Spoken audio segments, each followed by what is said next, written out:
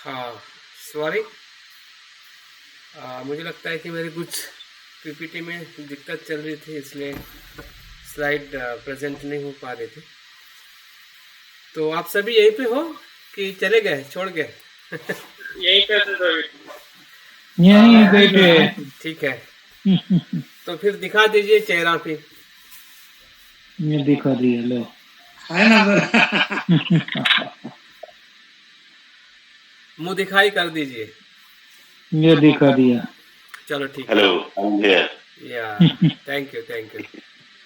सो आप लोगों की उम्मीद और आप लोगों का जो सुनने की जो रुचि है, अभ्यास करने की, इसमें मुझे भी काफ़ी खुशी हो रही है कि आप नए नए विषय को सुनकर जानना चाहते हैं कि हमारा धम्म जीवन और कैसे गहरे हो सके।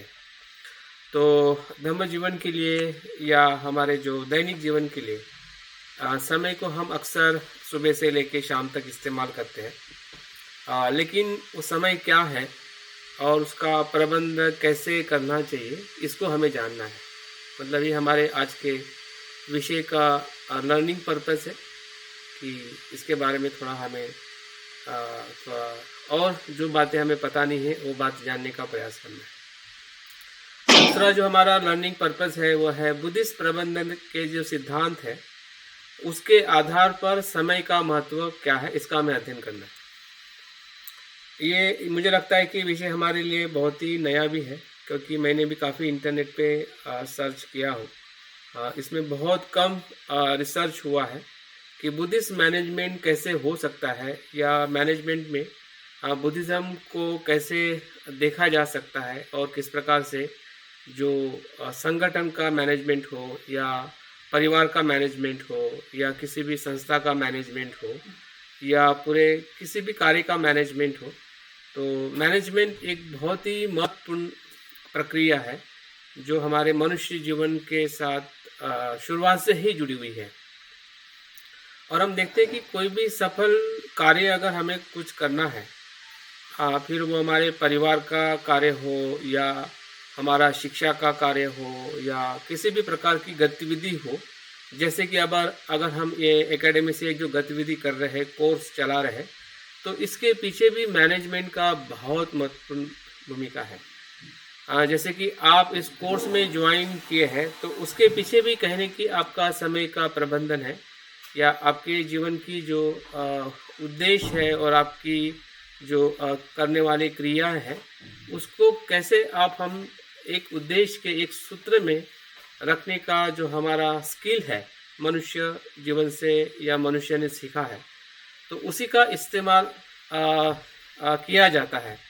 लेकिन अक्सर ये विषय मैनेजमेंट का होने की वजह से या बीबीए एमबीए का होने की वजह से हम उस विषय की तरफ उतना गहराई में देखते नहीं है। हमें लगता है कि मैं उसका विद्यार्थी नहीं हूँ तो मेरा अभ्यास मेरे लिए क्या महत्वपूर्ण होगा, और इसलिए उस विषय को हम हमेशा मैं भी इस शब्द को काफ़ी इग्नोर करता था कि प्रबंधन तो हमारा विषय कुछ है नहीं। लेकिन जैसे जैसे इस विषय को मैं जान रहा हूँ और बुद्धिस्ट पॉइंट ऑफ व्यू से उसको देख रहा हूँ, तो एक नई पहचान हमें मिल रही है। विशेषता मैं अपने आप में देख पा रहा हूँ कि मैनेजमेंट का जो स्किल जो है वो हमारे में कम होने के वजह से ही हम इतने स्किल्ड नहीं हो पाते हैं या हम ज़्यादा इफ़ेक्टिव नहीं हो पाते हैं। हमारा जो इफ़ेक्टिवनेस जो है परिश्रम में हम बहुत आगे हैं, इतना परिश्रम करते हैं कि हमारे जैसा कोई परिश्रम करने वाला समाज या मनुष्य पूरे शायद पृथ्वी पर ही नहीं मिलेगा। इतने परिश्रम करने वाले हम लोग हैं, लेकिन उसी परिश्रम के साथ जो स्मार्ट परिश्रम करना, स्किलफुल परिश्रम करना, उसमें कहीं ना कहीं हम काफ़ी कमज़ोर रहते हैं, क्योंकि हमें मैनेजमेंट का जो मूल्य है या उसकी जो उसका जो तत्व है या उसको किस प्रकार से अनुसरण किया जाए, जो बुद्ध ने सबसे पहले इस स्किल को उन्होंने खुद अपने जीवन में एडॉप्ट किया या खुद अपने जीवन में वो अनुसरण किए, और उसी के आधार पे उन्होंने इतना बड़ा संघ बनाया कि जिस संघ को मैनेज करने के लिए जो हमें रूल्स रेगुलेशन हमें जो विनय पिटक में दिखाई देते हैं वो सभी उसी का ही मैनेजमेंट है। मनुष्य को मनुष्य के साथ रहते हुए रोज के जीवन के या संघ के या समाज के साथ जुड़े हुए जो भी उनके व्यवहार है या उनकी जिम्मेदारियां हैं, कब कैसे और क्यों करें। तो बुद्ध के पूरे विनय पिटक के अंदर हमें एक मैनेजमेंट का पूरा सूत्र जो है वो हमें दिखाई देता है कि कैसे बैठना चाहिए, कैसे उठना चाहिए, कब उठना चाहिए, कब चलना, कैसे चलना चाहिए, चिवर कैसे पहनना चाहिए, भोजन को कैसे जाना चाहिए, या भोजन कैसे लेना चाहिए, किसके पास से लेना चाहिए, और कितना लेना चाहिए, कब खाना चाहिए, कब सोना चाहिए, और कैसे छोटे से बात करना चाहिए, बड़ों से बात करना चाहिए, स्त्रियों से बात करनी चाहिए, और ऐसे ही ऐसे अनेकों जो कार्य जो है, इवन उनके जो आर्थिक तौर पे भी हमें दिखाई देता है कि उनको किसी प्रकार की जो आर्थिक आसक्ति है, आर्थिक जो संग्रह है, वो भिक्षु नहीं कर सकते हैं। लेकिन जब वही चीज बुद्ध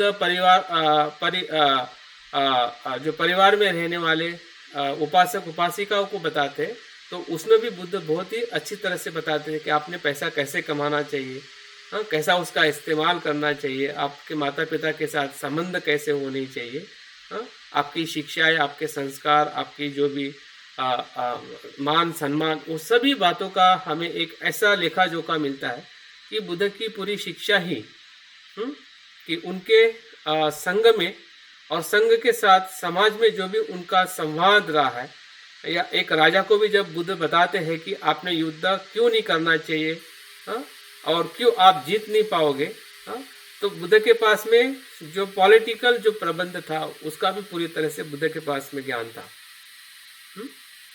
तो ऐसे जहाँ पे भी अगर हम बुद्ध के बारे में या बौद्ध धर्म की जो भी सिद्धांत है या तत्व प्रणाली है, उसको अगर हम देखते हैं तो बुद्ध का हर एक सिद्धांत जो है अपने आप में प्रबंधन है। लेकिन ये प्रबंधन और जो मॉडर्न या एकेडमी में आया हुआ प्रबंधन जो है, इसमें थोड़ा फर्क है। थोड़ा फर्क इसलिए है क्योंकि मार्केटिंग और कॉर्पोरेट का प्रबंधन जो है वो पूरी तरह से सेल्फ कंट्रोल है, जिसे हम कह सकते हैं ईगो सेंटर है, प्रॉफिट सेंटर है। कैसे? उनका जो प्रबंधन का जो पूरा नेटवर्क है, top to bottom, bottom to top, उनका एक ही सूत्र है कि सब चीज मेरे कंट्रोल में रहे, मेरे ईगो के साथ सब लोग चले, और सबसे ज्यादा प्रॉफिट लेने के लिए वो पूरे टाइम को या टाइम मैनेजमेंट का पूरा उनका स्किल जो है उसको इस्तेमाल करते हैं। लेकिन वही चीज हम बुद्धिस्ट कॉन्टेक्स्ट में देखते हैं, तो वहाँ पे एक जो सस्टेन लीडरशिप जो है या सस्टेन मैनेजमेंट जो है, जिसे हम बैलेंस मैनेजमेंट कहते हैं, बोथ वे कम्युनिकेशन मैनेजमेंट कहते हैं, वो हमें ऐसे जो आजकल अगर हम उसका सबसे बड़ा उदाहरण अगर हम देखते हैं एशियन बुद्धिस्ट कंट्री में, तो सबसे टॉप पे जापान आता है।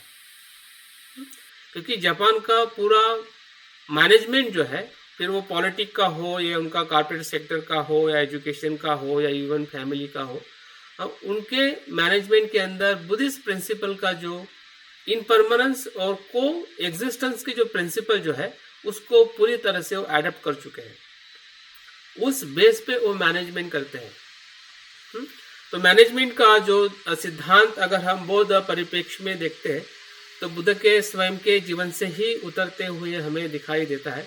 तो उसके बारे में भी थोड़ा हम और थोड़ा जानने का प्रयास करेंगे। लेकिन उसके पहले हम जानना चाहेंगे कि समय किसे कहते हैं और समय की संकल्पना जो है वो कब से शुरुआत हुई है और किस प्रकार से उसका जो उसकी जो परिभाषा जो है वो कैसे कैसे हमें बदलते हुए दिखाई देती है। समय को हम टाइम कहते हैं, एक फिजिकल एग्जिस्टेंस के तौर पे उसको हम अक्सर देखते हैं। जब समय बीतता है तब घटनाएं घटित होती है तथा चल बिंदु स्थानांतरित होता है। समय कैसा चीज है कि घटना के साथ में घटित होने वाली प्रक्रिया है। समय एक बिंदु पे स्थिर नहीं होता है। जैसे कि अभी मैं बोल रहा हूं, उसी बिंदु से समय आगे की तरफ जा रहा है और उसी के बिंदु से समय पीछे की तरफ भी जा रहा है। जैसे मैं बोल रहा हूँ उसी समय में वो भूतकाल हो रहा है कुछ क्षण के बाद में, और आने वाला क्षण जो है, जो भविष्य का समय है, वो वर्तमान से गुजरते हुए भूतकाल में जा रहा है। तो अगर हम सामान्य तौर पे देखते हैं कि जो हमारी घड़ी है या घड़ी का यंत्र जो है, इस उदाहरण के तौर पे हम अक्सर समय को जानते हैं, मानते हैं। लेकिन अगर हम थोड़ी उसकी वास्तविकता देखें और उसका निर्माण होने का कारण देखें, तो घड़ी मतलब कोई समय नहीं है।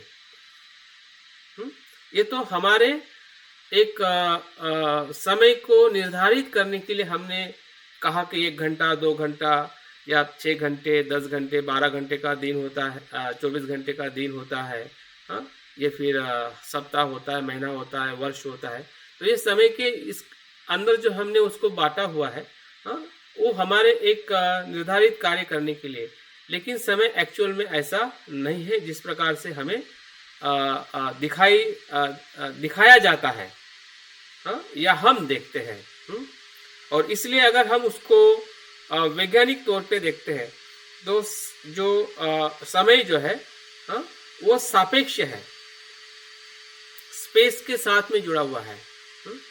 और उसका जो अनुभव जो है, सबसे पहले वैज्ञानिक का नाम आपने सुना है, उनका नाम जो है अल्बर्ट आइंस्टाइन। उसके पहले तक समय एक सामान्य तौर पे उसको माना जाता था, जाना जाता था। लेकिन जैसे जैसे उसके बारे में खोज करने लगे कि समय सही में क्या है, तो समय की जो परिभाषा जो है, आइंस्टाइन के जो सापेक्षवाद सिद्धांत है, इसने पूरी तरह से बदल दी। वो क्या कहते हैं कि समय की गति में ही परिवर्तन संभव है। और समय वो ऐसे बताते हैं कि सापेक्षवाद के सिद्धांत के विकास पर कार्य कर रहे थे, और उन्होंने बहुत ही क्रांतिकारी इसमें खोज की है कि पूरा ब्रह्मांड जो है वो समय और स्पेस पे आधारित है। लेकिन उनके भी खोज के अंदर समय की पूरी जानकारी हमें नहीं मिलती है। लेकिन उसके बाद में अगर आपने इसका नाम सुना होगा कि जो एडविन हबल नाम के जो वैज्ञानिक जो हुए हैं, उन्होंने ब्रह्मांड के जो विस्तार की जो संकल्पना दिखाई कि ब्रह्मांड विस्तारित होते जा रहा है।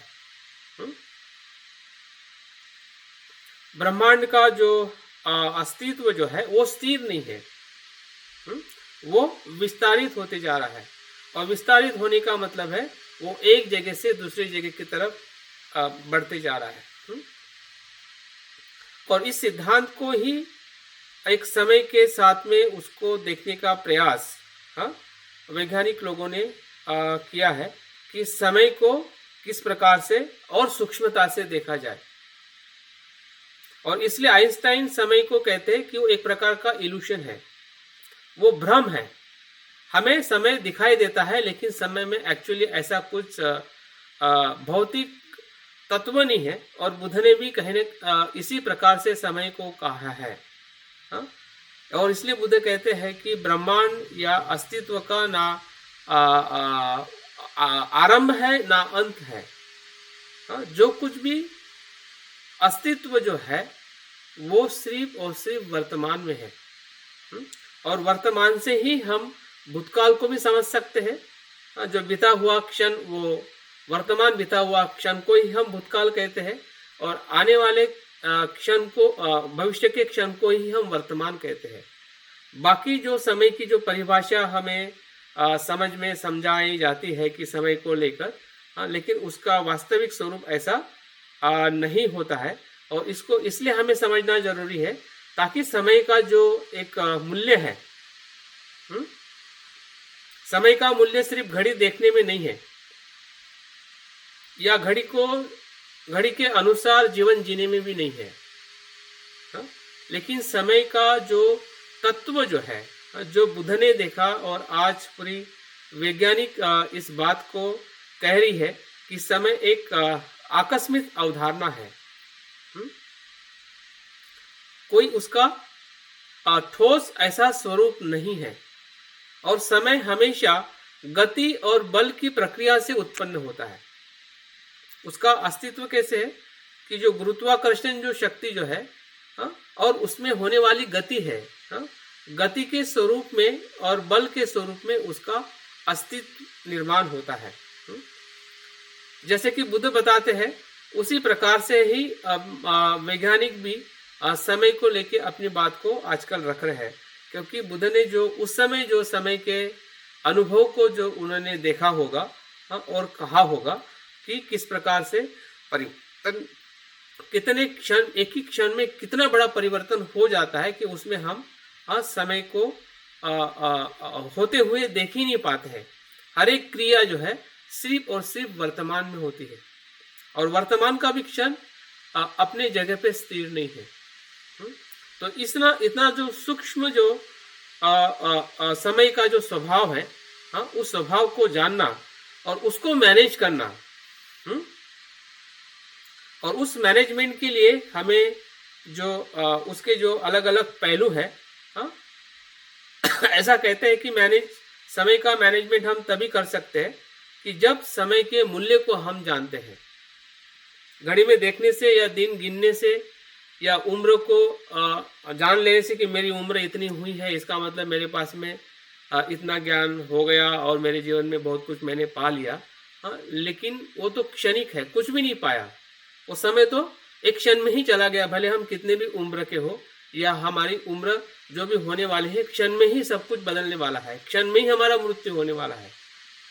तो क्षण की जो या समय की जो सूक्ष्मता जो है, जो बुद्ध ने अनित्यता के माध्यम से हमें दिखाई है, वही एक महत्वपूर्ण शक्ति है कि जो हमें उसका सदुपयोग करने के लिए प्रेरित कर सकती है। अन्यथा हम टाइम मैनेजमेंट का जो सही अर्थ अगर हम नहीं जान पाते हैं तो उसको हम मैनेज भी नहीं कर पाते हैं। जैसे कि जीवन के मर्मों को अगर हम नहीं समझते हैं तो हम जीवन को खोजना ही छोड़ देते हैं। अभी जीवन का मर्म क्या है या जीवन का उद्देश्य क्या है? दो प्रकार से है, संसार में रहना या संसार से ऊपर उठना। अगर हमने अपने जीवन का उद्देश्य संसार में रहना ही है निश्चित किया है तो हम संसार से ऊपर नहीं उठ सकते।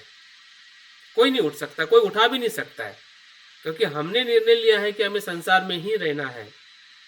तो हमें संसार से ऊपर उठने का जो क्रम है या बुद्धत्व की तरफ जाने का जो ख्वाहिश है या परिबल है, वो परिबल हम में कभी भी हम उसको निर्माण नहीं कर पाते हैं, कर सकते हैं। और इसलिए बुद्ध कहते हैं कि मैंने कहा है कि हर एक इंसान बुद्ध हो सकता है, हर एक मनुष्य बुद्ध हो सकता है। लेकिन जब आनंद बुद्ध को कहते हैं कि भगवंत आप कह रहे हैं कि हर एक मनुष्य बुद्ध हो सकता है, तो जिस गांव में हम रुके हुए हैं वहां के सभी लोग बुद्ध क्यों नहीं बने? एक स्वाभाविक प्रश्न है। यही समय है, और इसी समय के साथ बुद्ध कहते हैं कि मैंने जो कहा है, तो इसको हम परीक्षण करते हैं कि मैंने ऐसा क्यों कहा है, क्या इसका मेरा उद्देश्य क्या है कहने का। तो बुद्ध कहते हैं आनंद को कि तुम जाओ और गांव में जाके लोगों को पूछो कि वो क्या चाहते हैं। मैंने तो कह दिया कि हर मनुष्य बुद्ध बन सकता है, और तुम्हारा सवाल भी सही है कि जब बन सकते हैं तो हर मनुष्य बुद्ध क्यों नहीं है, या क्यों नहीं बन रहा है। तो आनंद सभी के पास में जाता है और हर एक इंसान को प्रश्न पूछता है कि भाई तुम्हारे जीवन में तुम क्या चाहते हो, तुम्हारी इच्छा क्या है। तो हर एक मनुष्य अपनी इच्छा, भौतिक इच्छा को ही दर्शाता है। कोई कहता है कि मुझे सुंदर पत्नी मिले, बच्चा मिले, धन मिले, सत्ता मिले, या जो भी सांसारिक इच्छा को ही सब इंसान चाहते हैं। और उसकी जब सूची बना के बुद्ध के पास में आनंद आते हैं और बुद्ध को कहते हैं कि भगवान इस गांव में से तो एक भी ऐसा इंसान नहीं मिला है कि जो बुद्ध होना चाहता है। तब बुद्ध कहते हैं आनंद को कि आनंद, मेरे कहने का उद्देश्य ये है कि हर एक मनुष्य बुद्ध हो सकता है जब वो अपनी इच्छा को जागरूक करे तब। और बुद्ध की इच्छा को जागरूक करने का ही अर्थ है कि संसार की आसक्ति को कम करना या त्यागना। एक साथ में दोनों बातें आगे नहीं आ सकती है। हाँ? और यही कहने कि हम जब अपने जीवन के अर्थ को नहीं समझते हैं तो हम दोनों बातें एक साथ में लेके जाते हैं, या सिर्फ संसार की बातों को ही हम मान लेते हैं, लेकिन ना हम संसार को बात मानने से आगे जा सकते हैं, या दोनों बातों को भी अगर हम साथ में लेके जाते हैं तब भी हम आगे बढ़ नहीं सकते।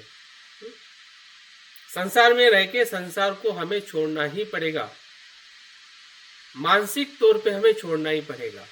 मानसिक तौर पे मतलब है कि उसकी जो सच्चाई को जानते हुए, है ना, उसको अनित्यता का जो बोध है या समय का जो बोध है, कि हमारा जीवन कितना सूक्ष्म है और कितना गतिशील है, और जिसमें एक क्षण का भी समय नहीं है, तब जाके हम अपने समय को और अच्छी तरह से उसका प्रबंध कर सकते हैं। और इसलिए हमें वर्तमान क्षण को हमें जानना बहुत ही जरूर है, जिसे हम कह सकते हैं हियर एंड नाउ। जो भी हम कर रहे हैं पूरी तरह से हम अभी करें। अगर सुन रहे हैं तो पूरी तरह से सुन लीजिए, क्योंकि ये समय दोबारा आने वाला नहीं है। और इस समय हमें, अगर हम पूरी तरह से यहाँ पे रहते हैं, तो हमें ये बुद्ध की तरफ लेके जा सकता है, क्योंकि इसके सिवाय दूसरा कोई भी समय नहीं है। और इसलिए हमने वर्तमान को ही उसके जो सूक्ष्म पहलू जो है, आजकल हम देखते हैं कि फिजिकल साइंस के अंदर जो क्वांटम थ्योरी है, उस समय के एकदम सूक्ष्म पार्ट्स को भी उन्होंने काउंट कर लिया है कि वहां तक भी जाने से जो पार्टिकल जो है इतने गति से बदल जाते हैं कि उसको हम नाम देने के लिए भी समय नहीं है, उसको कह नहीं सकते कि ये है और ये नहीं है।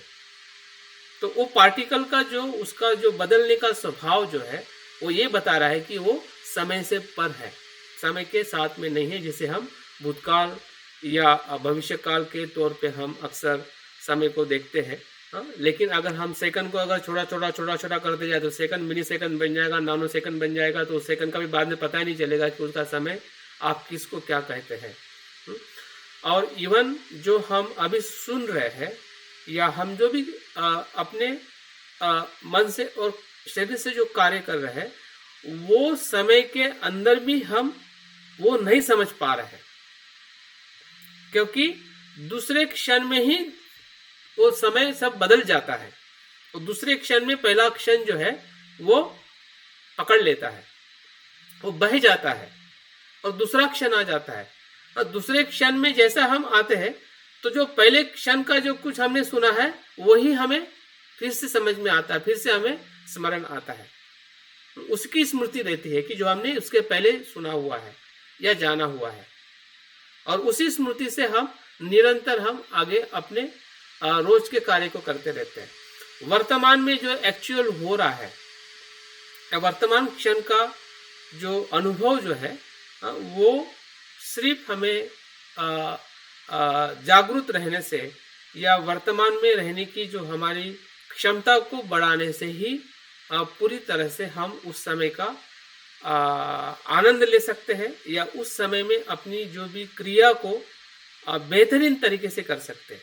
बेहतरीन तरीका ही मतलब ये है कि आप आपके पूरे व्यक्तित्व को या हमारे करने वाले कार्य को हम पूरी तरह से क्या कहते हैं कि उसका जो बेस्ट है या उसकी जो पूरी क्षमता है, और उस पूरी वास्तविक क्षमता के साथ में हम उसका अनुभव लेते हैं या उसका हम अपने जीवन में इस्तेमाल करते हैं। तो वो वर्तमान का समय जो है वही समय सबसे महत्वपूर्ण है, जिस समय की तरफ हम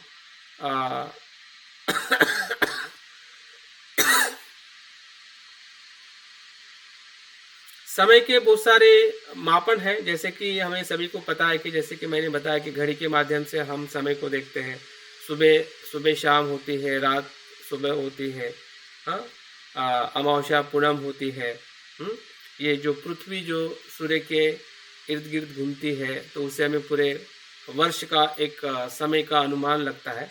तो ऐसे बहुत सारे समय के मापन हैं जिसको हम अक्सर अलग अलग प्रकार से उसका मूल्य मापन करके समय को हम जानने का प्रयास करते हैं। लेकिन एक्चुअल में जो समय की जो वास्तविकता जो है वो पूरी तरह से वर्तमान में ही होती है, और उसको समझना ही हमें समय का सदुपयोग करने की तरफ हमें वो प्रेरित कर सकता है।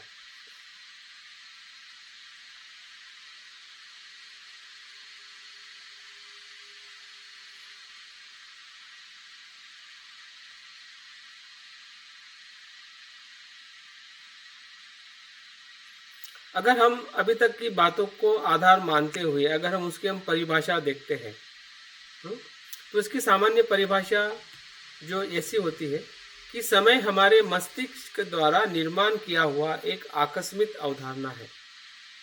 समय जैसा हमें घड़ी में एक फिक्स फार्मूले की तरफ हम देखते हैं कि भाई ये समय है, सुबह है, रात है, या फिर ये महीना है, वो महीना है, या ये साल है, वो साल है। तो एक वो व्यवहारिक तौर पे समय को वो कैटेगराइज किया हुआ है। लेकिन उसकी अगर सूक्ष्म अगर परिभाषा देखते हैं तो वो एक हमारे एक मन का या मस्तिष्क से निर्माण हुई एक अवधारणा, इसलिए उसको आइंस्टाइन कहते हैं कि टाइम इज द इल्यूशन। वो भ्रम जैसा है,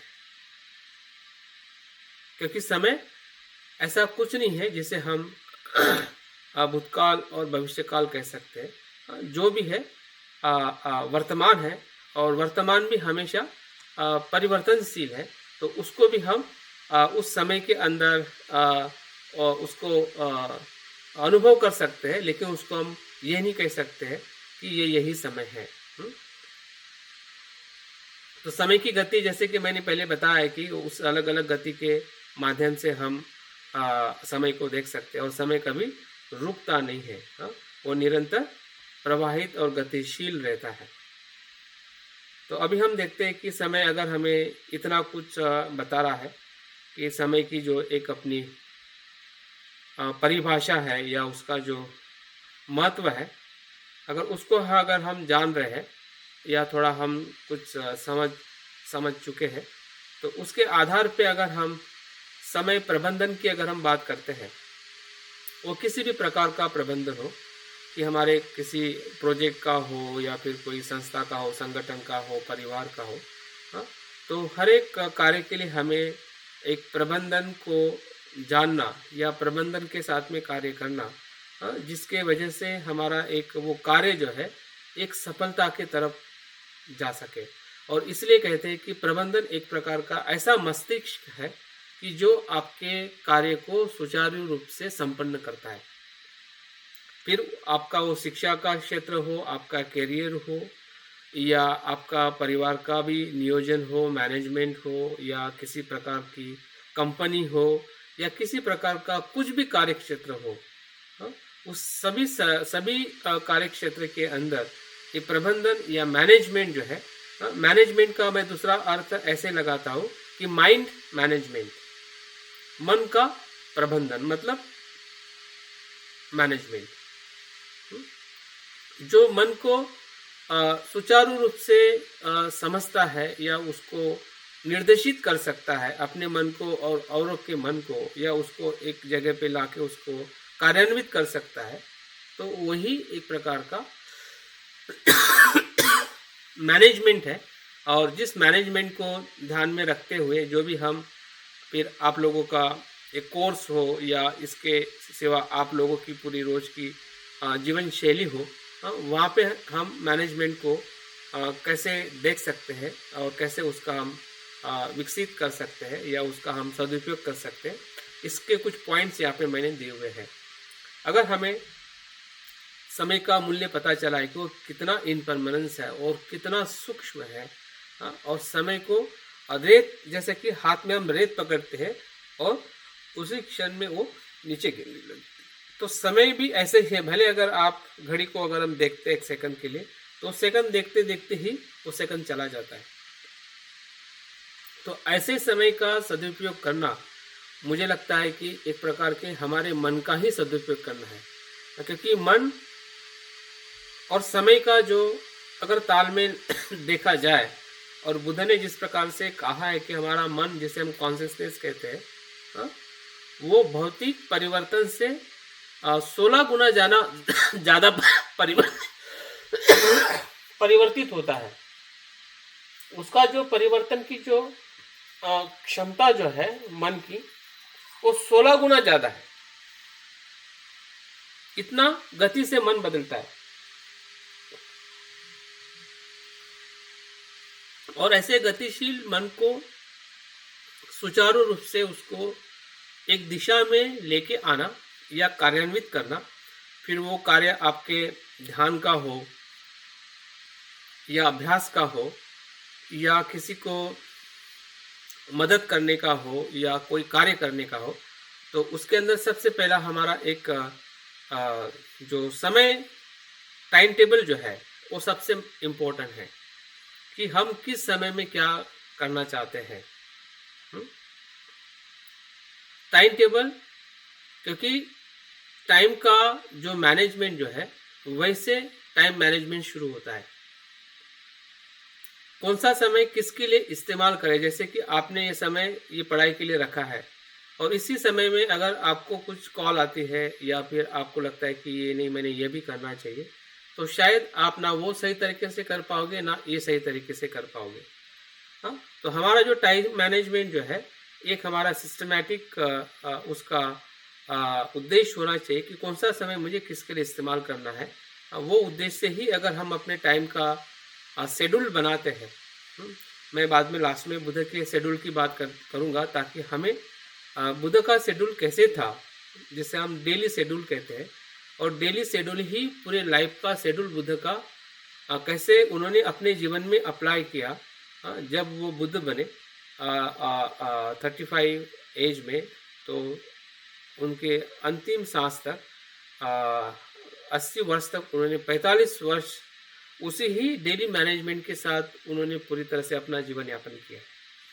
और हम भी कहने के अपने समय का अधिकाधिक उपयोग कर रहे हैं, लेकिन हमें इसका बोध होना चाहिए कि वो समय हम किस प्रकार से उसका उपयोग कर रहे हैं, और सही में जो उपयोग हम कर रहे हैं तो क्या उस अवस्था के तरफ जाने के लिए वो समय मेरे लिए उपयोग हो रहा है क्या। रोज का हमें वेरीफाई करना पड़ेगा। अगर हम वहीं पे छोड़ देंगे कि यार मैंने कल किया था, आज भी मैं कर रहा हूँ, मैं अच्छा हूँ, मैं अच्छा हो जाऊँगा, वो उम्मीद रख के हम उसी समय को अगर वैसे इस्तेमाल करते रहेंगे तो वो मैकेनिकली हो जाएगा, यांत्रिक हो जाएगा। भले हमारा वो समय पर्टिकुलर उसी काम के लिए हम इस्तेमाल करते हैं, लेकिन कभी कभी अगर हम उसके प्रति अगर अवेयर नहीं है, जागरूक नहीं है, तो वो अच्छा समय भी कभी कभी हमारे लिए हानिकारक हो सकता है। तो इसलिए हमारे समय के साथ में अपने उस अनुभव को भी हमने देखना चाहिए कि उस समय सही में मेरे उस अवस्था को और आगे बढ़ाने के लिए मदद रूप हो रहा है क्या, या सिर्फ मैं उसको टाइम को बांध के रखा हूँ, या मैं बंध गया हूँ टाइम के साथ में। क्योंकि टाइम के साथ में ना हम बंध सकते हैं ना टाइम हमें बांध सकता है। हाँ, क्योंकि बुद्धिज्म के या बौद्ध दर्शन से जो टाइम जो है, हाँ, वो कैसा है, अनित्य है। और अनित्य के हिसाब से जब हम उसको देखते हैं तो हमारा जो भी शेड्यूल रहेगा, उस शेड्यूल को भी हम काफ़ी अच्छी तरह से इंजॉय और काफ़ी परिणामकारकता से उसको हम इस्तेमाल कर सकते हैं। हमने नींद पे खास ध्यान रखना चाहिए, और आजकल सोशल मीडिया का जो भी हमारा एंगेजमेंट है उस पर भी हमने टाइम, वहाँ पे भी हमारा कैसे जा रहा है उस पर भी हमने कार्य करना चाहिए। हम जो महत्वपूर्ण कार्य करते हैं उसकी हमने सूची बनानी चाहिए, क्योंकि हमारे पास में कभी कभी मिक्स फंक्शंस आते हैं। हमें लगता है कि ये भी इम्पोर्टेंट है, ये भी इम्पोर्टेंट है, लेकिन उस सभी इम्पोर्टेंट में कुछ तो भी बहुत विशेष इम्पोर्टेंट होता है। तो उसकी जो हमारी फाइंडिंग जो है, प्रायोरिटी जो है, मुझे लगता है कि ये बहुत इम्पोर्टेंट है। और बौद्ध दर्शन जो है पूरे प्रायोरिटी पे फोकस करता है कि प्राथमिकता किसकी है। उदाहरण के तौर पे मैं आपको उदाहरण बताता हूँ कि आपके पास में 100 रुपया है, 100 रुपीज़ है, और उसी समय आपको बीमारी भी हुई है, मतलब आप कुछ दवाई लेने के लिए आप उसका पैसे का इस्तेमाल कर सकते हैं, और उसी समय में आपको ऐसा जो आपका पसंद की फूड है कि जो आपको काफ़ी पहले से पसंद था वो भी फूड आपको खाना है। तो आप क्या करोगे? अगर आपकी प्रायोरिटी अगर आपको पता नहीं चलती है तो हम क्या करेंगे, उस पैसे से दवाई ना लेते हुए हम वो खाना लेंगे या वो वस्तु का हम परचेसिंग करेंगे। बस हमारे लाइफ में भी ऐसे ही हो रहा है। हमें लगता है कि ध्यान, अभ्यास, धम्म और जो भी स्किलफुल जो बातें हैं हमें जो समझ में आती है, जो भी हमारी एक्टिविटीज़ है और बाकी भी बहुत सारी एक्टिविटीज़ है जो हमारे लाइफ का काफ़ी एनर्जी लेती है, एनर्जी के साथ हम काम करते हैं। लेकिन जब वो आसपास में मिक्स हो जाते हैं, एक ही समय में 2-3 बातें आने लगती है और तब जाके हम कहीं ना कहीं उस महत्वपूर्ण कार्य को नहीं समझने के कारण, उसकी जो प्राथमिकता नहीं समझने के कारण उसको हमेशा हम पोस्टपोन करते रहते हैं, अभी नहीं बाद में, अभी नहीं बाद में। तो वो पोस्टपोन करने का मतलब ये है कि आपकी जो प्रायोरिटी जो है या प्राथमिकता को हम पूरी तरह से समझ नहीं पा रहे कि मेरे समय का, मेरे जीवन का जो समय है वो मेरे हाथ में नहीं है। वो कभी भी हर क्षण में वो फिसल रहा है, हर क्षण में मुझसे वो छूट रहा है।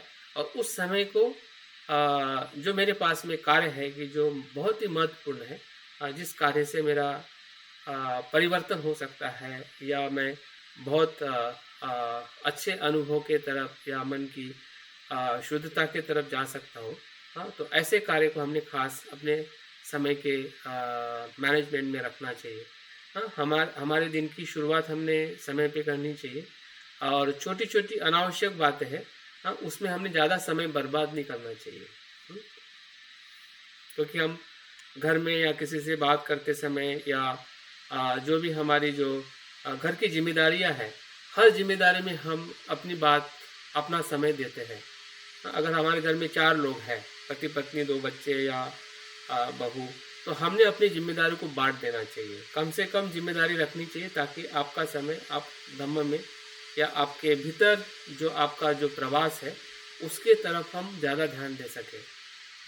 जो छोटी छोटी बातें उसमें भी अगर हमारा ज़्यादा ध्यान होगा तो निश्चित ही हमारा समय, हमारा मन वो पूरी तरह से उधर ही मोटिवेट होगा और हम सही तरीके से अपने आंतरिक जगत में हम ज़्यादा समय नहीं दे पाएंगे। क्योंकि संसार हमेशा नई नई बातों से एक नया जाल बिछाते रहता है। हर समय में, हर दिन में कुछ न कुछ बातें हमारे मन के आमने सामने या जीवन में आती रहती है और हमें लगता है कि नहीं ये इसमें समय देना अच्छा है, लेकिन हम अपने जो सही कार्य है उधर हमारा ध्यान कहीं न कहीं कम होने लगता है। और हम अपने कार्य का जो दायित्व है उसके लिए हमने हमारे समय को निर्धारित करना चाहिए। कार्य के बीच बीच में हमने कुछ समय विश्रांति लेनी चाहिए। अगर समय का हमें ज़्यादा एनर्जेटिक उपयोग करना है तो जैसे कि हम कोई 4-5 कार्य के लिए हम कमिटेड है पूरे दिन में, तो बीच बीच में हमने रेस्ट लेनी चाहिए। रेस्ट का मतलब क्या है? Just sitting. मतलब जो भी पहला कार्य किया है उसका पूरा अनुभव भीतर जाने दीजिए कि आपने सही में क्या किया है, क्या सुना है, क्या पढ़ा है, और उसके बाद में रिलैक्स होने के बाद में फिर दूसरा कार्य करिए ताकि आपके पहले कार्य का पूरा बेनिफिट आपको मिले और दूसरे कार्य के लिए आपका मन खुला रखे। नहीं तो क्या होगा कि जैसे कि मंकी एक डाल पे दूसरे, एक डाल से दूसरे डाल पे या एक फल को दूसरे फल को छोड़ के दूसरा फल खाता है, तो ना वो पूरा वो खा पाता है ना वो खा पाता है। तो कार्य करते समय हमने खास समय का अगर सही में मैनेजमेंट करना है या सदुपयोग करना है तो इस पर हम ज़्यादा फोकस कर सकते हैं ताकि हम उसका सही इस्तेमाल कर सकें। प्रबंधन करने के हमें बहुत सारे लाभ हमें अपने जीवन में हम देख सकते हैं कि हमारी जो प्रोडक्टिविटी है, जो भी हम कार्य करते हैं उसमें काफ़ी विकास होता है। हमारी जो कुशलता का विकास होता है, हमारा जो पोजीशन है, जो भी पोजीशन में आज हम हैं उससे हम और आगे जाते हैं। हमारा तनाव कम होता है और जो भी हमारा करियर है, अभी करियर सभी का अलग अलग हो सकता है। स्टूडेंट का एक अपना करियर है कि जॉब को अचीव करना है, जो पहले से जॉब कर रहा है तो उसका जो उस पोजीशन के साथ में आगे जाना है। लेकिन इन सभी कैरियर से इम्पोर्टेंट कैरियर है बोधिसत्व का कैरियर, कि अच्छा इंसान बनने के कैरियर पे हमने मैनेजमेंट के प्रबंधन को या समय के प्रबंधन का हमने सबसे बड़ा लाभ लेना चाहिए। और तीसरा जो आखिरी हो जो सबसे बड़ा लाभ है कि हम उद्देश्य को प्राप्त करते हैं, फिर वो ध्यान का उद्देश्य हो या अभ्यास का उद्देश्य हो या फिर हमारा इस कोर्स का हमने उद्देश्य रखा है। अगर हम समय के साथ में देखिए अभी 30 दिन तो ऐसे ही चले गए, अगर आपने कोर्स ज्वाइन नहीं किया होता या मैंने इस कोर्स को शुरुआत नहीं किया होता तो शायद आपको ये जो लाभ अभी मिल चुका है या मिल रहा है तो शायद नहीं मिलता, मुझे भी लाभ नहीं मिलता, आपको भी लाभ नहीं मिलता। और जो उद्देश्य अगर हमने तय नहीं किया होता कि हमें एक प्रशिक्षक के तौर पे उभर के आना है या अच्छा प्रशिक्षक बनना है ध्यान में, तो ये अगर हमारा उद्देश्य नहीं होता तो शायद हमें उद्देश्य का लाभ भी नहीं मिलता। तो हमने उद्देश्य भी रखा और हमने पूरे तनाव मुक्त होके भले नई चीज़ें हम सीखे हैं। काफ़ी लोगों को मैं सुन रहा था, जान रहा था कि जिसको बिल्कुल कंप्यूटर नहीं आता है या लिखने को पूरी तरह से छोड़ गए थे, तो ऐसे लोगों ने भी अपनी बातों को लिखा है, प्रयास किया है। थोड़ा मतलब वो तनाव जो है जो कुछ नया करने का तनाव, वो तनाव नहीं है, वो दुख का तनाव नहीं है, वो सुख की तरफ जाने का तनाव है। वो संघर्ष है कि आप कुछ नया सीख के अपनी जो एनर्जी जो है उसको डेवलप करना चाहते हैं या उसमें विकास करना चाहते हैं। तो वो तनाव एक आनंद के तरफ ले जाने वाला सुखद तनाव है। लेकिन उस तनाव जो टॉक्सिन्स निर्माण करते हैं, बॉडी को हार्मफुल करता है या मन को अशुद्ध करता है, तो उस तनाव से हम मुक्त हो जाते हैं जब हम एक उद्देश्य के साथ, एक प्रॉपर मैनेजमेंट के साथ अपनी बातों को करते हैं, अपने कार्य को करते हैं या अपने जीवन के रोज के कार्य को भी हम उस प्रकार से करते हैं। तो बहुत सारे लाभ हैं अगर हम जिस प्रकार से हम ध्यान से जो लाभ हमें मिलते हैं और उस ध्यान के लाभ के भीतर भी समय का जो प्रबंधन है वो बहुत महत्वपूर्ण है। अगर आप ध्यान के लिए भी अगर आप 10 मिनट दे रहे हैं और फिर धीरे धीरे 5 मिनट कर देते हैं तो आप देखिए कि आपको कितना लाभ मिलेगा, क्योंकि आपको हमें लगता है कि समय नहीं है, मैं ध्यान कैसे करूं।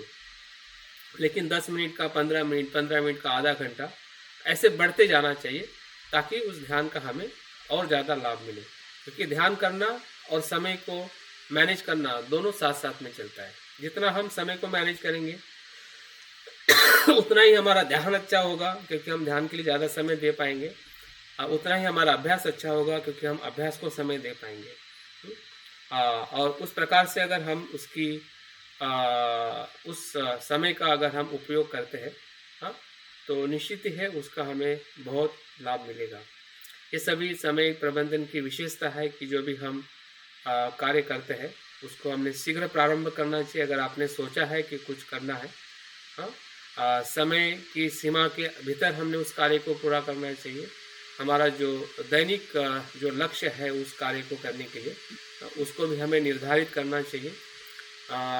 और लंबे समय का जो हमारा लक्ष्य है उसकी भी हमें समीक्षा करते रहनी चाहिए।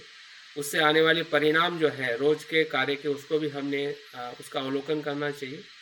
और जो भी उसके आने वाले जो समाधान है या उसके जो कुछ भी कार्य है उसको हमने समाधान भी ढूंढना चाहिए अगर कुछ हमें समस्या लग रही है किसी हमारे कार्य में। और हमारा जो प्रबंधन है फ्लेक्सिबल होना चाहिए। जैसे कि हमने आज 7 बजे उठने का या 7 बजे पढ़ने का हमने निर्धारित किया है, तो कभी कभी हो सकता है कि उसको आप थोड़ा आगे पीछे भी कर सकते हैं। हो सकता है कि एक हफ्ते के बाद में वो 7 बजे का समय आपके लिए अनुकूल ना हो, वो 8 बजे हो सकता है, तो आप 8 बजे भी करिए। हम एकदम 7 बजे को पकड़ के मत बैठे कि मुझे 7 बजे ही करना था और 7 बजे मैं नहीं कर पा रहा हूँ। तो उससे क्या होता है कि हम गिल्टी में चले जाते हैं कि यार मैं जो सोच रहा हूँ नहीं कर पा रहा हूँ, क्योंकि हम बदलने के लिए तैयार नहीं है। और मैंने देखा है कि मेरे भी लाइफ के अंदर जब मैं टाइम टेबल बनाता था लेकिन मैं सीख जाता था कि मुझे 1 हफ्ते के बाद में मैं टाइम टेबल बदल देता था, क्योंकि मुझे पता चल जाता था कि 1 हफ्ते तक ही उस टाइम के हिसाब से मैं काम कर सकता हूँ। लेकिन दूसरे हफ्ते के अंदर मुझे लगता था कि मैं अभी इस प्रकार से टाइम का मैं इस्तेमाल करूँ, तो उस प्रकार से मैं टाइम को फिर से उसका टाइम मैनेजमेंट करके मैं काम करता था, पढ़ाई करता था। आजकल भी मैं ऐसे ही करता हूँ, क्योंकि मेरा हर हफ्ता हर महीना अलग अलग एक्टिविटी के साथ में एंगेज रहता है, तो मैं एक ही समय में उसी समय में वही काम करूँ ऐसा सभी समय में पॉसिबल नहीं होता है। क्योंकि बहुत सारे वर्क ऐसे आ जाते हैं कि मुझे उस हिसाब से मेरे टाइम को मैनेज करना होता है। हाँ, तो टाइम का मैनेजमेंट मतलब ऐसा नहीं कि जो मतलब मिलिट्री मैन कहता है कि चलो इस टाइम पे यही करो, हाँ, ये मत करो, हाँ, खाओ उठो पीटो, हाँ, तो उस प्रकार का डिसिप्लिन मतलब टाइम मैनेजमेंट नहीं है। क्योंकि टाइम का आपके विकास के लिए इस्तेमाल कैसे हो रहा है, कैसे कर रहे हैं, हाँ, तो उसके हिसाब से उसको इस्तेमाल करना, हाँ, वो टाइम मैनेजमेंट है। और इसलिए हमने उसमें लचीलापन रखना चाहिए, हाँ, उसको रिवाइज करते रहना चाहिए। और इसलिए हमने मेडिटेशन में हमने एक टूल्स को हमने देखा था, आइडा, AIDA, हाँ, तो वो भी एक प्रकार का टाइम मैनेजमेंट ही है। अगर हम टाइम मैनेजमेंट में अगर उसको कन्वर्ट करते हैं कि आप अवेयर हो क्या कि जो आप कर रहे हैं, आपका करने का जो इंटेंशन आपके पास में क्लियर है क्या, हाँ? फिर आपका डेवलपमेंट मतलब आपके पास में प्रॉपर प्लानिंग है क्या, और जो भी प्लानिंग से आप कुछ काम कर रहे हैं और कुछ नहीं हो रहा है, कुछ अच्छा हो रहा है, कुछ अच्छा नहीं हो रहा है, तो क्या बाद में आप उसको असेस करते हो क्या? असेस करने के बाद में अगर बुरा हो रहा है तो उसके ऊपर हम काम करते क्या? हो सकता है कि मैंने आज कमिटमेंट किया और मैं उस समय ध्यान नहीं कर पाया, 2 दिन 3 दिन, तो 3 दिन के बाद जब मैं देखता हूँ, मैं असेस करता हूँ कि यार 3 दिन तो मैंने कुछ भी नहीं किया, तो क्या मैं 3 दिन के बाद में मैं उसको बदलाव करता हूँ क्या? तो असेसमेंट है। अगर आप देखोगे नहीं, बदलाव नहीं करोगे, तो फिर हमारा मैनेजमेंट सही तरीके से नहीं होगा। और यही चीज़ कहीं ना कहीं हमारे विकास में हम प्रयास कर रहे हैं, अगर ऊपर नहीं उठ रहे हैं या गहरे नहीं जा रहे हैं। 2 प्रश्न पूछिए कि हम जब से बौद्ध बने हैं या जब से हम ध्यान के संपर्क में आए हैं, अगर हम गहराई में नहीं जा रहे हैं और ऊपर नहीं उठ रहे हैं, तो इसमें एक ही बात महत्वपूर्ण है, वो समय की हमारी कहीं न कहीं हम उसको सही तरीके से मैनेज नहीं कर पा रहे हैं या उसको एसेस नहीं कर पा रहे। बाकी सब कुछ हमारे पास में है, आपका पूरा धर्म हमारे पास में है ना, हमारे पास में सब रिसोर्सेस अवेलेबल है, हाँ, लेकिन अगर मैं स्वयं भीतर नहीं जा पा रहा हूँ और ऊपर उठने का मुझे अनुभव नहीं हो पा रहा है, तो कहीं ना कहीं समय की जो प्रबंधन की जो हमारी स्किल जो है अब कहीं ना कहीं टूट रही है या बिखरी हुई है, या फिर हमें समझ में नहीं आ रहा है कि मेरे भीतरी जगत को या मतलब मेरे मानसिक विकास को और बाह्य विकास मतलब हमारा परिवार समाज के साथ में जो जुड़ा हुआ पक्ष जो है, उसमें संतुलन कहाँ पे मुझे निर्माण करना है, जिस संतुलन को मैं मैनेज कर सकता हूँ। क्योंकि यही हमारे दो ही पक्ष है, भीतर और बाहर। ऐसा कह सकते कि हमारे में 2 सेंटर है, एक सेंटर के अंदर बुद्ध धम्म संघ है, दूसरे सेंटर के अंदर बुद्ध धम्म संघ नहीं है। तो बुद्ध धम्म संघ के साथ में या हमारे जो वैल्यूज है, हमारा जो गोल है, उसके साथ में बने रहना, वो आपका सही मैनेजमेंट है, प्रबंधन है। उसके साथ में नहीं रहना मतलब वो गलत मैनेजमेंट हम कर रहे हैं, लेकिन हमें पता नहीं चल रहा है, हमें लग रहा है कि हम सही है। तो लगना और होना वो दोनों चीज अलग है। हमें लगता है कि मैं हूँ अच्छे मार्ग पे हूँ, लेकिन जब हम अपने आप से अगर हम सवाल करते हैं तो अगर मैं अच्छे मार्ग पे हूँ तो मुझे गहराई क्यों नहीं आ रही है।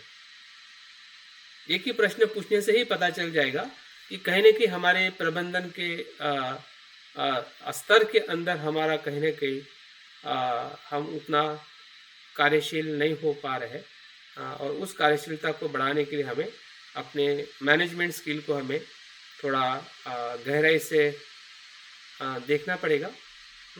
अभी हम आते हैं टाइम मैनेजमेंट इन बुद्धिज्म की तरफ। अभी तक हमने एक जो व्यवहारिक या जो एकेडमिक कह सकते हैं या जो कॉरपोरेट सेक्टर में जो मैनेजमेंट को लेके काफ़ी उसका इस्तेमाल होता है या उसके बारे में ज़्यादा से ज़्यादा वर्कआउट होता है, और हमें भी उसके बारे में ही ज़्यादा पता है क्योंकि हम उस अभ्यास के साथ में हमारा शिक्षा हुई है। तो अभी हम मैनेजमेंट जो टाइम को लेके बुद्धिज़्म में किस प्रकार से निर्धारित हो सकता है, या बुद्ध के सिद्धांत से अगर हम देखते हैं तो हमारे लिए बहुत ही एक अच्छा अवसर होगा कि हम अपने टाइम मैनेजमेंट को कैसे और अच्छी तरह से कर सकें। क्योंकि बौद्ध धर्म में समय प्रबंधन की जो आवश्यकता जो है, या उसका जो आधार जो है, वो पूरी तरह से किस पे आधार है? वो हमारे जो जीवन का उद्देश्य है उसके आधार पर है। जितना जीवन का उद्देश्य की हमारी स्पष्टता होगी, उतनी ही हमारे समय की जो सदुपयोगिता है या उसका जो उपयोग है, उसको हम उतना ही निर्धारित कर पाएंगे। अगर हमें जीवन की सच्चाई को देखने में अगर रुचि नहीं है, या जीवन का अर्थ अगर हम कम जान रहे हैं, तो वैसे ही हमारा मैनेजमेंट होगा। अगर कम जानेंगे तो आप कम ही ध्यान करोगे, सीधी सी बात है। जितनी भूख लगेगी उतना ही होगा। लेकिन अगर भूख अगर ज़्यादा बड़ी है तो उससे आपका खाने का या धम्मक को जो आहार की तरह लेने की हमारी जो उसकी प्रक्रिया जो है, वो बहुत ही गतिशील हो सकते हैं। इसलिए बौद्ध धर्म में जो समय जो है, समय का प्रबंधन एक कला भी है और विज्ञान भी है। वो आर्ट भी है और साइंस भी है, क्योंकि वो पूरे आपके जीवन भर की गतिविधियों को वो समावित कर देती है। जो भी गतिविधियां जो है, फिर हमारी व्यक्तिगत तौर पे हो या सामाजिक या पारिवारिक, वो पूरी तरह से उसको निर्धारित कर देती है, जिसको हम हमारा कर्म कहते हैं, या हमारे चेतना का विकास कहते हैं। हमारा कर्म कह सकते हैं या हमारे संपूर्ण चेतना का विकास कह सकते हैं। वो पूरी तरह से उसी समय के साथ में निर्धारित है, जिस समय को हम अनित्य कहते हैं या वर्तमान में रहना कहते हैं। बौद्ध धर्म में समय क्या है? वर्तमान है। वर्तमान में जीना ही समय है। समय की वास्तविकता जो है वर्तमान में जीना है। बाकी जो धारणा है कि वो भूतकाल है, वो भविष्यकाल है, वो सिर्फ अवधारणा है, वो एक परसेप्शन है, लेकिन वो वास्तविकता नहीं है। वास्तविकता जो कुछ भी है वो वर्तमान और क्षणिक है, और उस क्षणिक और अनित्यता के रूप में जब हम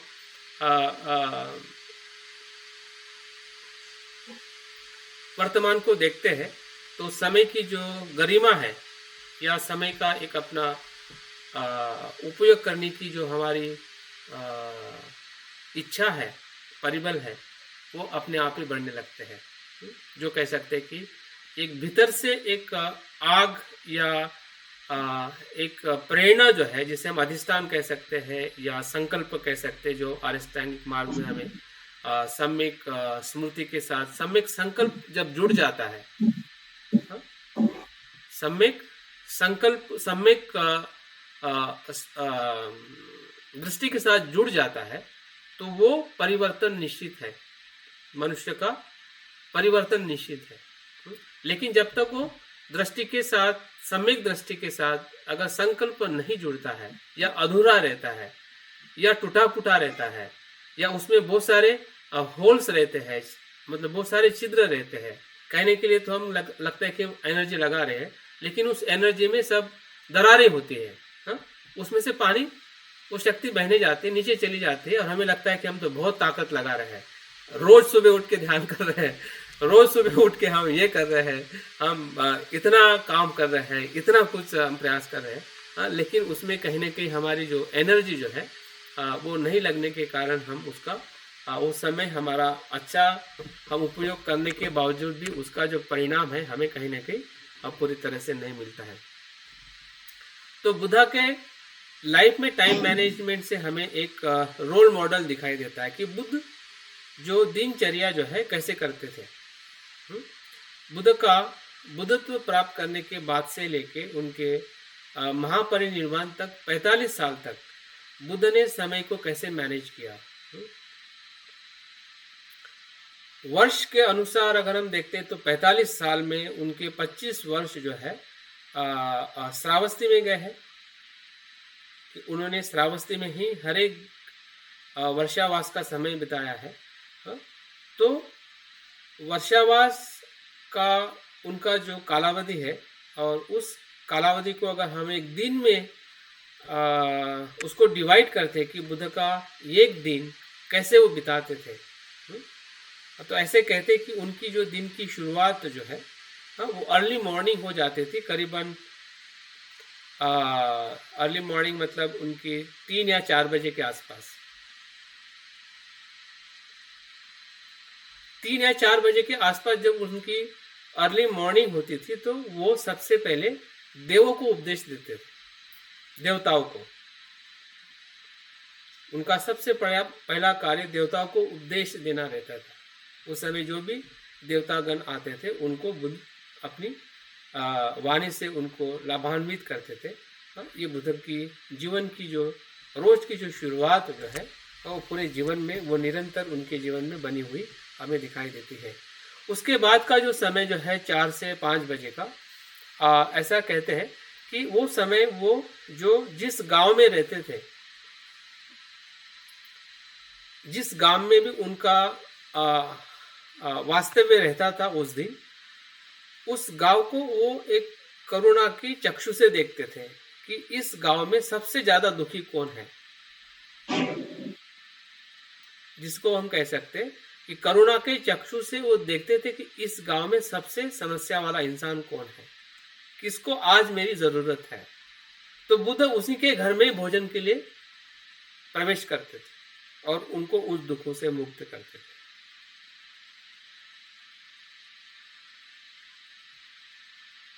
सुबह का उनका जो समय फिर रहता होगा थोड़ा मॉर्निंग का, अपनी जो दिनचर्या करते हुए फिर वो भोजन के लिए जाते थे। और भोजन से जब वापस आते थे, आफ्टरनून का जो समय जो उनका होता था वो पूरी तरह से भिक्षुओं को उपदेश देने में वो बिताते थे। भिक्षुओं को उपदेश देने में वो बिताते। भिक्षुओं के जो भी समस्या रहती थी या बुद्ध कुछ उनको और कुछ बात करना चाहते थे, उन सभी सूत्रों का जो अनुभव हमें दिखाई देता है वो इसी समय में बुद्ध ज़्यादा से ज़्यादा भिक्षुओं को लेके या भिक्षुओं को उपदेश देते थे। वो समय होता था। इवनिंग का जो समय जो है वो जो सामान्य उपासक है या राजा है या ले पर्सन जो है, ऐसे लोग जब गैदर होते थे उनके संग में या उनके जहाँ पे भी वो सहवास करते थे, तो उनको उस समय में बुद्ध उपदेश देते थे, क्योंकि उनका एक ही कार्य था कि लोगों के दुख को समझना और दुखों से मुक्त करना। भले उन्होंने अलग अलग उपदेश अलग अलग लोगों को अलग अलग परिप्रेक्ष्य में हमें देते हुए हमें दिखाई देते हैं, और इसलिए बुद्ध कहते हैं कि धम्म दानम श्रेष्ठ दान। सब दानों में धम्म दान ही श्रेष्ठ है। और बुद्ध के जीवन में जो धम्म दान की जो उनकी जो कृति जो है या उनका पूरा दिवस का जो मैनेजमेंट जो है, वो हमें अलग अलग परिप्रेक्ष्य में अलग अलग लोगों को, जितने भी प्रकार के मनुष्य थे, उन सभी मनुष्य देवताओं को बुद्ध अपने सत्य से वो लाभान्वित करते थे। और शाम का जो उनका जो समय होता था वो चक्रमण करते थे। जो उनका अगर हम समय देखते हैं, उनका रात का 10 से 11 बजे का बीच का समय वो हमेशा चक्रमण करते थे या चक्रमण का ध्यान करते थे। और ऐसा कहते हैं कि उनका जो आराम करने का समय जो था करीबन 12 से 1 बजे के बीच में ही सिर्फ वो साइड में जो जिस प्रकार से सिंह अपने शरीर को लेफ्ट साइड में रख के पैर पे पैर रख के सोते, आराम करते, तो बुद्ध सिर्फ आराम करते थे। और फिर से उनकी जीवनचर्या फिर से रात के अर्ली मॉर्निंग 2 बजे से फिर से उसी प्रकार से शुरू होती। तो बुद्ध का जो समय का मैनेजमेंट है क्योंकि बुद्ध जो है ये संपूर्ण व्यक्तित्व है या वो समय के पर है। हाँ? उनको समय देखने की जरूरत नहीं, कौन से समय में क्या करना है। हाँ? वो समय उनके साथ, उनके लिए समय बुद्ध है, बुद्ध के लिए समय एक है, क्योंकि वो समय से वो पूरी तरह से ऊपर उठे हुए थे। हाँ? वो समय का बंधन बुद्ध के लिए नहीं होता है। हाँ? क्योंकि समय हम निर्धारित करते हैं, हम समय को बनाते हैं। हाँ? लेकिन बुद्ध की जो मन की अवस्था है या उनका जो मन जो है वो टाइम और स्पेस से उससे मुक्त होता है, मुक्त रहता है। तो इसलिए अगर हम अपने जीवन में अगर इस रोल मॉडल को अगर हम देखते हैं, तो उस रोल मॉडल को भी हम भले एग्जैक्ट हम नहीं भी फॉलो कर रहे हैं, लेकिन उससे हम जरूर प्रेरणा ले सकते हैं कि हम अपने समय का किस प्रकार से स्वयं को लेकर और लोगों को या धम्मदान के तौर पे है या लोगों को मदद करने के तौर पे है, और साथ साथ में स्वयं को भी मदद करने के तौर पे है। हाँ, जो समय हमें सुबह से लेके रात तक हर दिवस का जो समय हमें मिल रहा है, उस समय का हम कैसे सदुपयोग करें, ताकि हम वो क्षण आने के पहले जो जिसे हम मृत्यु कहते हैं,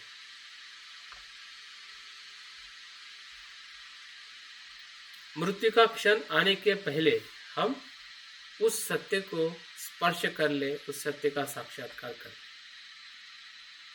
जो साक्षात्कार बुद्ध ने किया है, या जैसे हम श्रोतापन्न की अवस्था भी कह सकते हैं, जो प्रारंभिक अनुभव है उस अनुभव को भी प्राप्त कर ले। यही हमारे क्षण का महत्व है या जीवन का तत्व है कि जो हमें मृत्यु में वो हमसे छीनने वाला है, वो हमें इंतज़ार कर रहा है। अगर आप बुद्ध नहीं बनोगे तो मैं आपके लिए इंतज़ार कर रहा हूँ और उसका इंतज़ार हमेशा रहेगा, लेकिन हमारा भी इंतज़ार रहेगा कि हमें बुद्ध होने की प्रक्रिया में बने रहना है। तो ये बुद्धिस्ट टाइम मैनेजमेंट का एक मॉडल है, जिस हम 4 बातों को लेके हम मैनेजमेंट को अपने लाइफ का हिस्सा बना सकते हैं। पहला है M for mindfulness of present time. Mindfulness को हमने हमेशा प्रेजेंट टाइम में देखना चाहिए, या प्रेजेंट टाइम में हमें माइंडफुल रहना चाहिए। बस माइंडफुलनेस चला गया फिर से वापस लेके आए, चिंता मत करिए कि चला गया, उसका अफसोस मत करिए कि मैं भूल गया था, अभी मैं क्या करूं। भूल गए थे ना, अभी कुछ मत करो, फिर से प्रयास करो फिर से प्रयास करो कि आप प्रेजेंट में आप काम करोगे, या प्रेजेंट में रह के आप आपके टास्क को करोगे, आपके कर्म को करोगे। ये फर्स्ट मॉडल है। दूसरा जो है नॉलेज, के for knowledge, knowledge of both one self and others. Knowledge का मतलब है आपको आपके बारे में भी नॉलेज होना चाहिए कि आप क्या हो। हाँ, 5 स्कंद हो, उसमें कुछ भी आत्मा नहीं है, अनात्म है। और औरों को भी आपको उसी प्रकार से नॉलेज होना चाहिए, या अपने जानने का प्रयास करना चाहिए कि जैसा मेरा अस्तित्व है वैसे ही औरों का है। मैं और अभिन्न है, वो अलग अलग नहीं है। इसका नॉलेज मैनेजमेंट के लिए हमें काफ़ी मदद करता है। और तीसरी जो बात जो है, U for utilization of leading to achieve ultimate goal, कि जो भी हमने गोल रखे हुए हैं, सिर्फ छोटा गोल जो हमारा होगा कि हाँ मुझे ध्यान करना है और ध्यान कर लिया, वो हमारा गोल नहीं है। ध्यान करना हमारा गोल नहीं है। हाँ? मन को बुद्ध बनाना हमारा गोल है, ठीक है ना। तो उस गोल तक पहुंचने के लिए, या छोटे छोटे गोल हमने जो बनाए हैं, जैसे कि हमने में 4 महीने का कोर्स का गोल बना है कि मुझे माइंडफुल एक्सपर्ट बनना है, ठीक है। तो हमारे छोटे गोल को अचीव करना है और एहसास दिलाना है कि हाँ, जो मैंने सोचा था 3 महीने पहले, वो 3 महीने के बाद में मैंने अचीव किया हूँ। क्योंकि यही कॉन्फिडेंस, यही अचीवमेंट जो है वो आपके हायर गोल को अचीव करने के लिए हेल्प करेगा। ऐसे जो भी छोटे छोटे गोल है, अगर आपने तय किया कि मुझे ये पढ़ना है, 1 महीने के अंदर किताब पढ़नी है, तो बस आप शुरू करिए, उसको खत्म करिए और करते करते नोट्स निकालिए, समझिए, तो आप समझ जाओगे कि 1 महीने के अंदर जो आपने पढ़ा और समझा उस विषय को, तो वो आपका टाइम मैनेजमेंट है। और टी फॉर ट्रूथ ऑफ को एग्जिस्टेंस,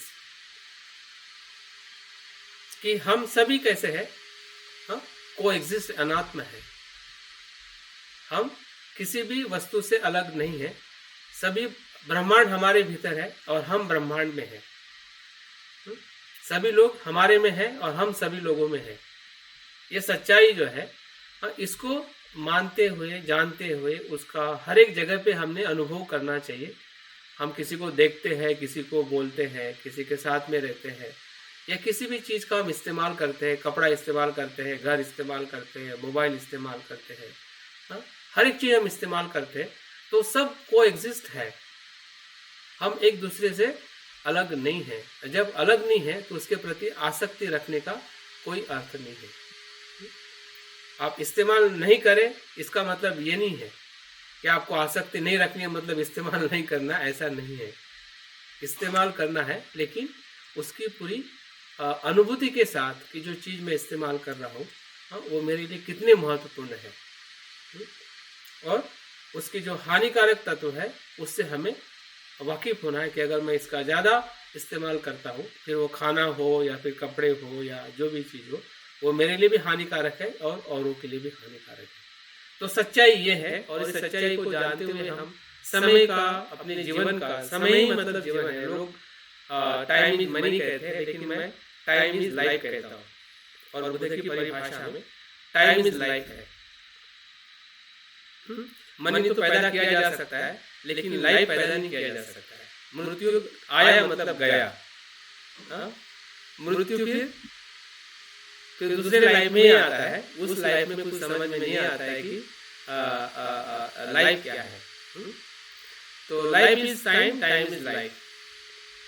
तो इस अर्थ से अगर हम बुद्धिस्ट मैनेजमेंट के जो ये 4 पॉइंट जो है, माइंडफुलनेस, नॉलेज, यूटिलाइजेशन और ट्रूथ, और पहले हमने जो मेडिटेशन, इसमें हमने देखा था आइडा, AIDA, तो उस 4 तत्वों को और इस 4 तत्वों को अगर हम मिला देखते हैं, तो निश्चित ही हमारा जो बुद्धिस्ट टाइम मैनेजमेंट का जो एक अप्रोच है, उसको हम समझ पाएंगे, और उसका हम अपने हर एक क्षेत्र के अंदर, जो भी क्षेत्र के अंदर हम आज कार्य कर रहे हैं, हमारा परिवार है, इवन हमारा फैमिली प्लानिंग हो, मनी प्लानिंग हो, या हमारे कुछ भी इवेंट्स की प्लानिंग हो, कल्चर प्रोग्राम हो, एजुकेशन प्रोग्राम हो, या रिलीजियस प्रोग्राम हो, या हमारा ये कोर्स का भी जो भी हम मैनेजमेंट करेंगे, कि आप लोगों से जो कोर्स को बना के उसका डिजाइन करके जब हम उसको प्रेजेंट करेंगे,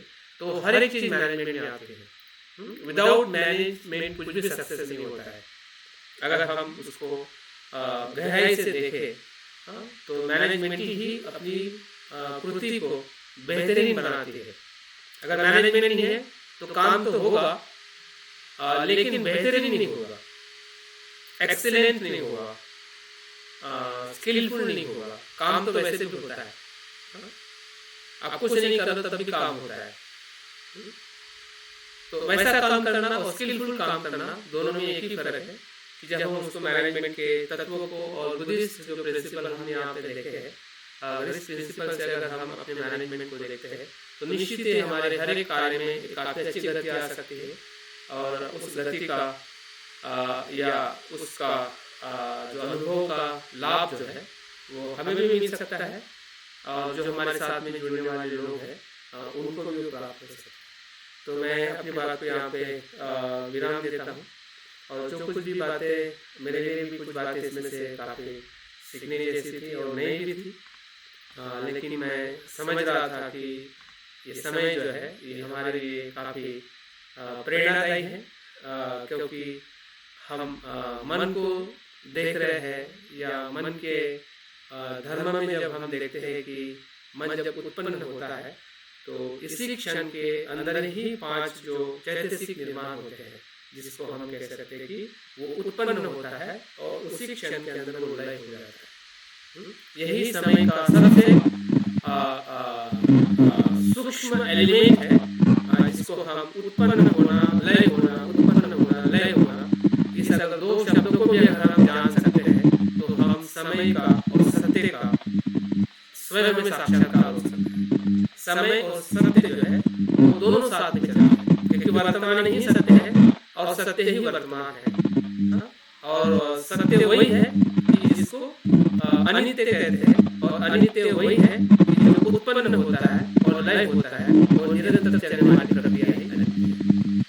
तो मैं उम्मीद करता हूँ कि जो बात बताई है आपको समझ में कुछ आई होगी। अगर कोई बातें समझ में नहीं आई तो आप जरूर अपने फीडबैक से अपनी कुछ प्रश्नों को लेकर आप मुझे बात कर सकते हैं।